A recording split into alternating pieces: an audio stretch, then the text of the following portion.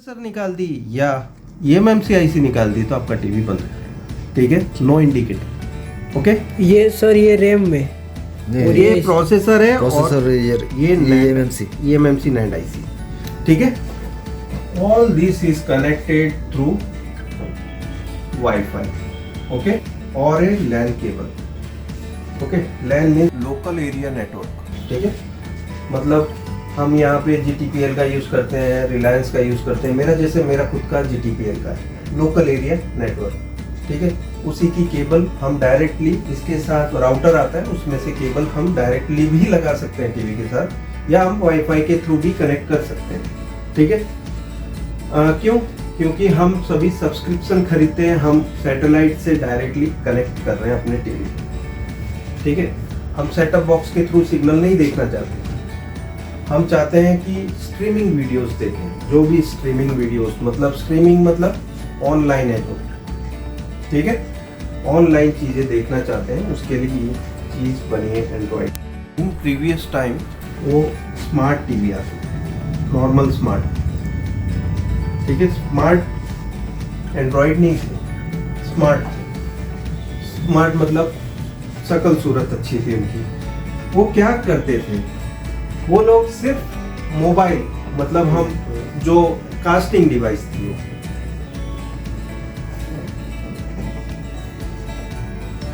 मतलब हम कास्ट कर सकते थे किसी भी डिवाइस को टीवी के साथ। जैसे हम मोबाइल पे कुछ देख रहे हैं, वो उसकी स्क्रीन की डिस्प्ले एंड साउंड हमें वहां भी दिखे उसके लिए, ठीक है। तो पहले जमाने में ये था, तब वो NAND आईसी यूज होती थी।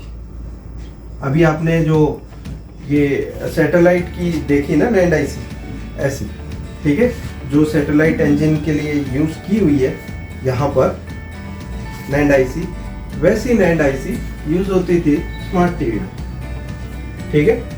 क्योंकि उसकी लिमिटेड स्टोरी थी, क्योंकि सब्सक्रिप्शन लेना नहीं पड़ता था, हम सिर्फ मोबाइल के थ्रू ही देखते थे, मोबाइल में ही सब्सक्रिप्शन लेते थे, और मोबाइल में जो दिख रहा है वो वहाँ दिखता था एनी कास्टिंग से, ठीक है। हम कास्ट कर सकते थे टीवी को मोबाइल के साथ, ओके, या मोबाइल को टीवी के साथ। तो ये फंक्शन पहले आता था, फिर बाद में दुनिया चेंज हुई, आविष्कार हुए और एंड्रॉइड स्मार्ट टीवी आ गए, ठीक है। और एंड्रॉइड टीवी स्मार्ट टीवी आ गए, तब ये सारी चीज़ों की ज़रूरत पड़ गई, क्योंकि मेमोरी स्पेस बढ़ गई। अब 4 GB चाहिए, 8 GB चाहिए। अब ये होती है 512 MB, ठीक है, 512 MB। ये क्या है? रैम। मैंने जो बोला ना रैम, वो 8G 1G सर रैम किसके अंदर? हाँ, इसी के अंदर ही, ये अभी के अंदर ना? हाँ 1G। तो ये 1G क्या है? रैम। 8G क्या है? मेमोरी। अच्छा, ठीक है, समझ में आ गया। अभी हम बोर्ड लेने जाते हैं तो क्या पूछता है वो, कौन सा चाहिए आपको, 8G 1G चाहिए या 4G 512 MB चलेगा? क्यों पूछता है वो? क्योंकि आपको कितने की रिक्वायरमेंट है, उस हिसाब से आप बोर्ड खरीदते हो, है ना। या आप टीवी खरीदते हो, टीवी खरीदते समय ये स्पेसिफिकेशन तो देखते ही है ना। जी। जब एंड्रॉइड खरीदते हो टीवी, तब आपको ऐसा होता है कि मेरे इसमें लिमिटेड चीजें आए, नहीं अनलिमिटेड हो, लेकिन उसकी भी एक लिमिट है। लेकिन अभी HK हाइनिक्स, ठीक है, इन्होंने ये चीज को और एक्सपांड किया, 16 GB। सोनी सर कंपनी ये जिसने बनाया, eMMC आईसी के जो मैन्युफैक्चरर्स, जैसे सैमसंग है, टोशिबा है, अब HK हाइनिक्स भी है, ठीक है। 16 GB 32 GB। देखो, कोई भी कंपनी बोर्ड बनाती है तो बोर्ड उनका नहीं होता है, वो बनवाती है। एक ही बोर्ड के बहुत सारे मैन्युफैक्चरर होते हैं, एक ही बोर्ड, लेकिन बहुत सारे मैन्युफैक्चरर में चले जाते हैं अपने अपने ब्रांड नेम के साथ। किसी ने MI के नाम से बेचा, किसी ने VU के नाम से बेचा, ऐसा। एक ही बोर्ड अलग अलग मैन्युफैक्चरर के पास जाते हैं, क्योंकि उनको ये सब कुछ प्रोग्राम करके दिया जाता है, ठीक है, कि भाई चालू हो तो VU लिखा हुआ है बड़े में, वो चाहते हैं वैसे उनको डिज़ाइन करके देंगे, उनसे पूरी बातचीत होती है उस समय पे, जब बोर्ड बनाने की बात होती है, भाई लोगो ऐसा रहेगा आपका जब चालू होगा, वो जो सिलेक्ट करते हैं वो बना के देते हैं, ठीक है। तो उस हिसाब से बहुत सारे मैन्युफैक्चरर्स अलग अलग तरह के बोर्ड, एक ही बोर्ड बहुत सारे मैन्युफैक्चरर के पास है, ठीक है। कोई सोनी का बोर्ड नहीं है वो किसी कंपनी ने बनाया है, यूज किया, लेकिन ब्रांडेड कंपनी में नहीं होता है। मैं ये सब चाइना कंपनी की बात कर रहा हूँ, MI, VU, माइक्रोमैक्स, ये सब कंपनीज के बोर्ड कॉमन रहते हैं, जिसमें MI का थोड़ा सा अब चेंज हो गया, MI का ब्रांड ही अलग बना दिया उन्होंने, ठीक है। खुद के बोर्ड डिजाइन करवाते हैं वो MI वाले, बाकी सब सेम चाइना, ठीक है। चाइना बोर्ड आता है, बस रिमोट उनके लगेंगे, ठीक है। ओके, रिमोट उनके और लोगो उनका, ओके। तो समझ में आ गया। अभी क्या मैंने रैम डाल दी, मेमोरी हो गई, उसमें eMMC आ गई, लेकिन क्या इसको दोनों को सप्लाई दे दी हमने 1.8 एंड 3.3, तो क्या टीवी चालू हो जाएगा? नहीं, प्रोसेसर बाकी है, ठीक है। डेटा लाइन भी फ्लो होने के लिए प्रोसेसर ने एक्सेप्ट करना चाहिए उसको, सही है। प्रोसेसर को काम करना चाहिए ना, प्रोसेसर ही तो सब कुछ कर रहा है। प्रोसेस ही तो वो कर रहा है। हाँ, करता धरता तो वही है सिर्फ ये सब तो सपोर्टिंग कलाकार है, ठीक है। साइड एक्टर है। हाँ, साइड एक्टर बोल सकते हैं, लेकिन इनके बिना भी काम नहीं चलेगा। तो सब लोग टीम है, एक टीम है, वो टीम के बिना काम नहीं चलेगा। ये भी टीम है, ये भी टीम है, और बीच में नेटवर्क रजिस्टर लगे वो भी टीम है, ठीक है। वो दिखता छोटा सा है, लेकिन वो एक सिग्नल ट्रांसमिट कर रहा है, ठीक है। अब देखो, इसमें अपने सप्लाई दे दी, ठीक है, 1.8 और 3.3, लेकिन यहाँ भी तो जाना चाहिए सप्लाई। तो ये कौन सी सप्लाई जाएगी? स्टैंड बाय में 3.3, ये भी ऑन होने के बाद, आफ्टर ऑन, ठीक है।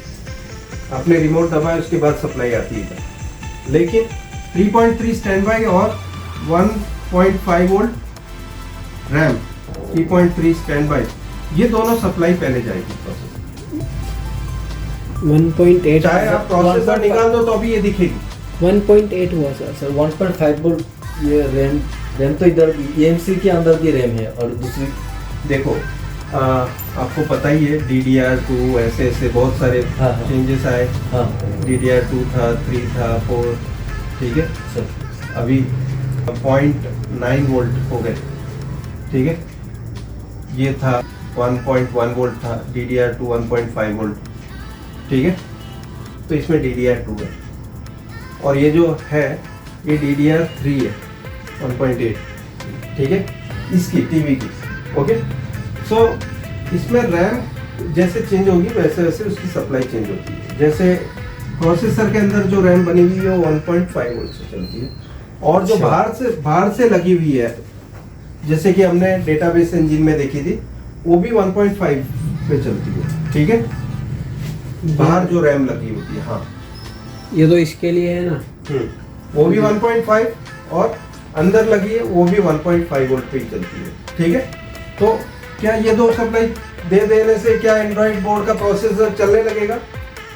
क्या ये दोनों चीज हमने डेटा लाइन कनेक्ट कर दी तो क्या चालू हो जाएगा? ये सप्लाई दे दी तो चालू हो जाएगा? नहीं, और सप्लाई लगेगी इसको, जो कि पावर ऑन होने के बाद आती है, लेकिन है टीम, ठीक है, उनकी भी जरूरत है। तो क्या है, अभी सप्लाई जरूरत है 1 वोल्ट, ठीक है, 1.1 वोल्ट, ओके। ये दोनों क्या हो गई? Core supply.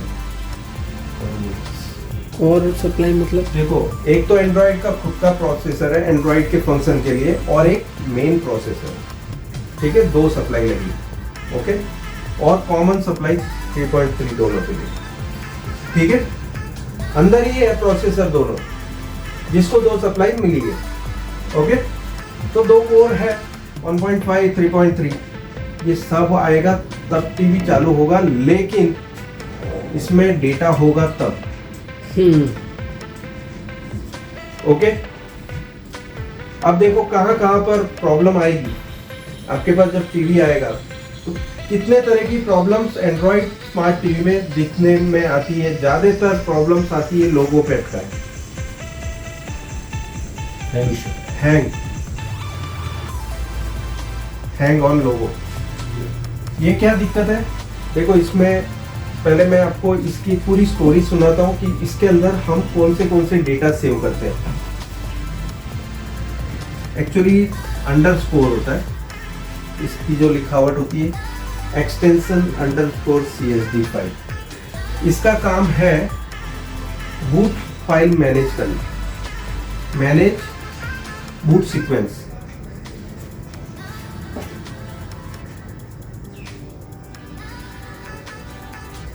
Boot signal sequence. Boot sequence. अब देखो इसके लिए मैं एक एग्जांपल दे रहा हूँ कि मैनेज बूट सीक्वेंस, ठीक है।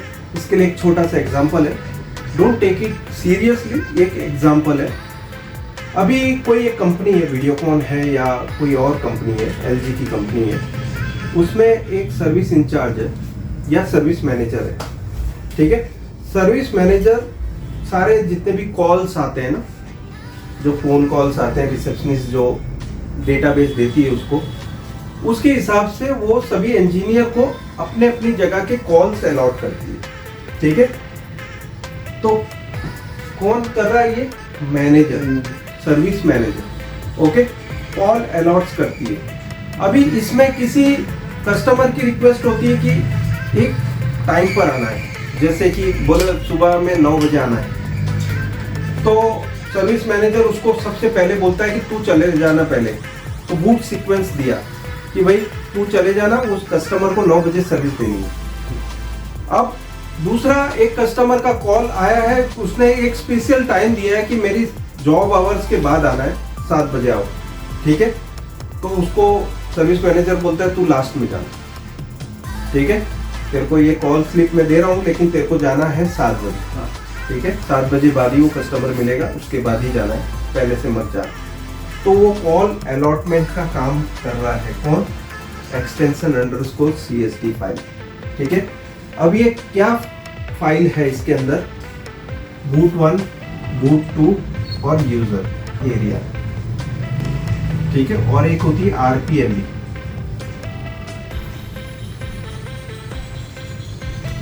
रिप्ले प्रोग्रामेबल मेमोरी ब्लॉक, ठीक है। Replay programmable memory block. आप सोचते होंगे कि इतना सब डेटा फिट कैसे? मैं भी एक एंड्रॉइड प्रोसेसर जैसा ही हूँ और eMMC IC भी फिट है। बहुत सारे डेटा की स्टोरेज, इंजीनियर जो सीखने आते हैं मेरे पास, बहुत कुछ सेव करके रखना पड़ता है इधर, कोई कुछ भी सवाल कभी भी कर सकता है, तो डेटाबेस यहाँ सेव करके रखना पड़ता है। मैं गूगल पे सर्च नहीं कर सकता, ये सारी चीज़ें यहाँ रखना है, ठीक है। तो यहाँ पर CSD, boot 1, boot 2, user file और RPMB, ये सब पार्टीशंस होती है।